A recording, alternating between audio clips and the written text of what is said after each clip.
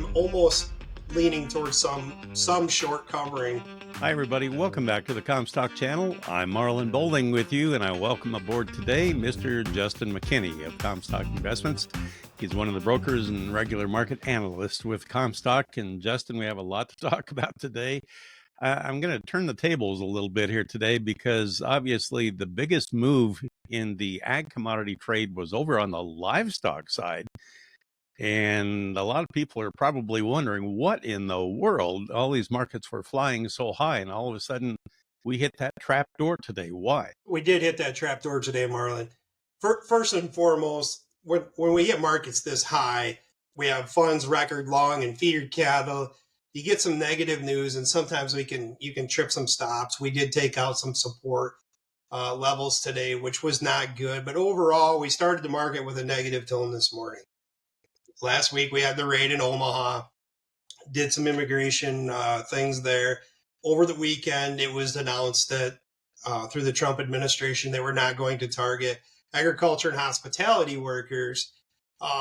Kind of a risk-on day yesterday. Overnight, we had a story run by the Washington Post, and I believe the Wall Street Journal had it as well. But Secretary of Homeland has pushed to reintroduce those raids into agriculture and the hospitality industry, which, we started with negative news today, and then we got that news into the market and we tripped some stops on the way down, and we just saw some risk off, as well as negative consumer data. The market was expecting a 0.9 decrease in the May numbers. It came in at they were expecting a 0.7 and came in at a 0.9. But overall, we have some negative data. Crude oil up, as well as we have risk on President Trump stepping up a little bit more of the rhetoric about Iran and Israel right now. We're moving some naval assets and things like that to the Middle East. So overall, it was a negative day. Feeder cattle took the brunt of it, down $6.87.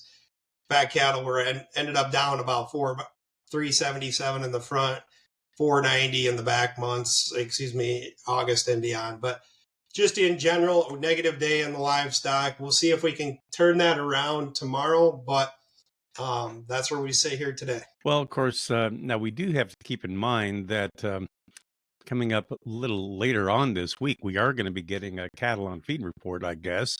I just wondered how much that actually played into things here today. In fact, let me bring this up. We do have, let's see, we have some early estimates, I guess, for the cattle on feed report. If we take a look at this graphic here, did that play any role in today's action or not? It could have. Those numbers, it's hard to trade those numbers. That marketing number might be a little bit low with what we would have liked to see, but we did know the kill number was going to be off as the packers have slowed down harvest. So shouldn't be much of a surprise. It may be some profit taking on the long side ahead of the cattle on feed report if we do see some surprises.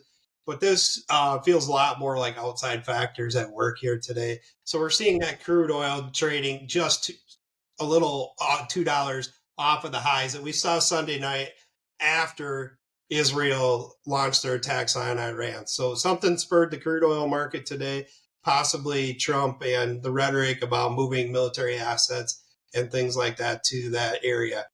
And it just spilled into the livestock, and we had a risk-off day in the livestock complex, as well as the hogs, too.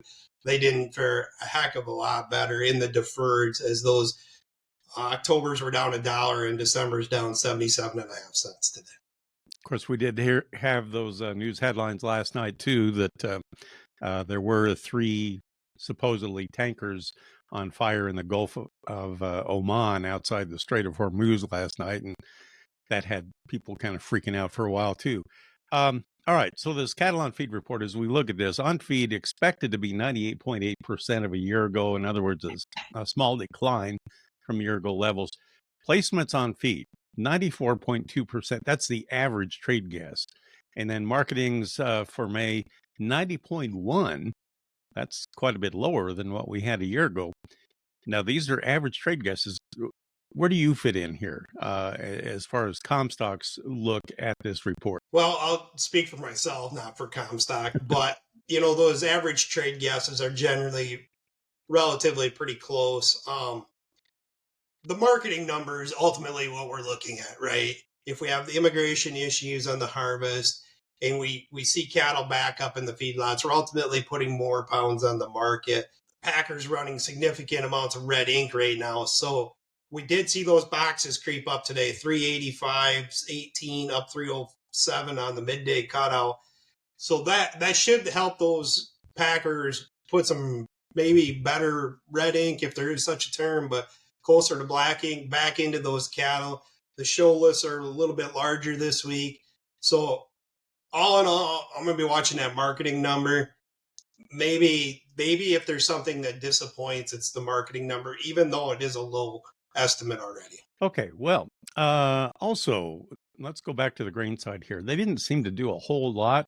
If there was a big move, it seemed like it was probably more in the wheat than anything. But let's take a look at some of the new USDA data that came out here this week. One thing that came out on Monday afternoon would have been our new corn condition ratings. What do you glean from this?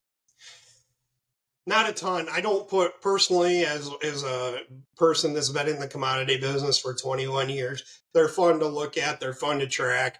Until pollination, I don't put a heck of a lot into the crop rating.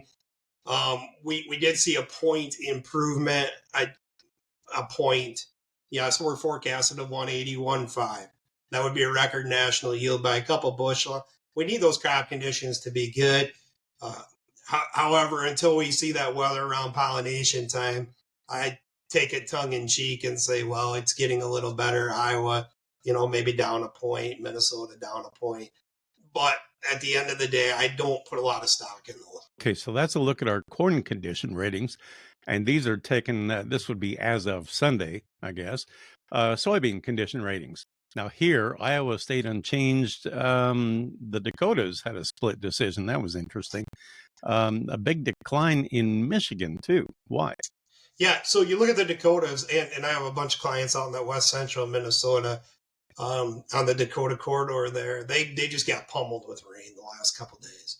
So as the maps come across, rain, the analogy, rain makes grain, so basic, so simple. But when you look at a weather map and you're trading the market, rain appears to be good.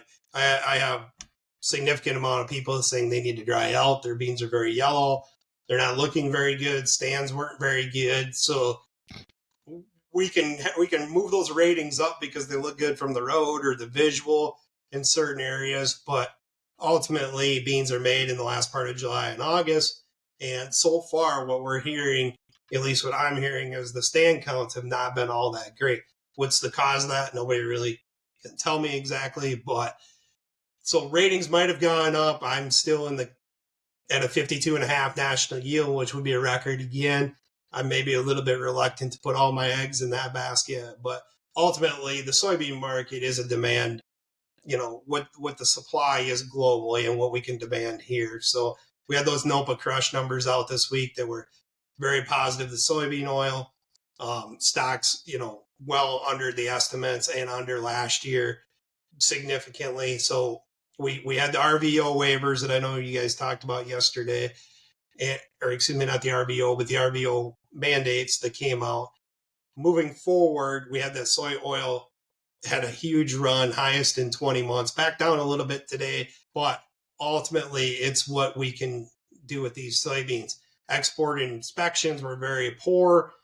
It's feeling more like those exports are probably lost until the end of August, first part of September, if we see a buyer step up and buy, which ultimately is the concern. Do we get a deal with China or do we not?